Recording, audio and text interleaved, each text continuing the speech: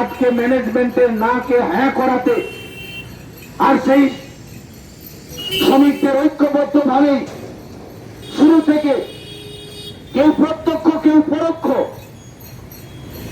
কেউ সামনে এসেছেন কেউ পেছনে থেকেছেন, কেউ দূর থেকে কেউ পাশ থেকে করেছেন। আমরা সেই শ্রমিক কর্মচারী বন্ধুদের কাছে কৃতজ্ঞ যে না হলে এই আইসির গেটে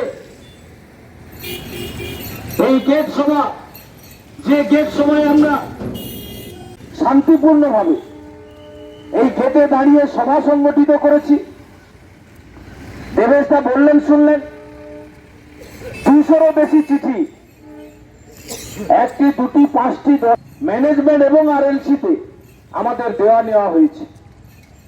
সব ক্ষেত্রেই আবেদন আমাদের এটাই যে দ্রুত সিওডিটি ফয়সলা করুন, কারণ আমাদের এই সময়ের মধ্যে অধিকারগুলিকে কেড়ে নেবে। তাই আমরা সেই সমকোটের বিরোধিতা করেছি, আজও করছি। আপনি অন্যান্য ইউনিয়নগুলোকে জিজ্ঞেস করুন, তাদের কাছে পাবেন না। এই ধর্মঘটের সঙ্গে আমরা স্থানীয় দাবি, আমাদের গত 5 বছর ধরে যে এই যে ঠিকা শ্রমিক ক্যান্টিন শ্রমিকদের সিওডি হয়নি, লাগাতার 5 বছর ধরে আমরা এই গেটে দাঁড়িয়ে আপনাদের সামনে কথা বলেছি।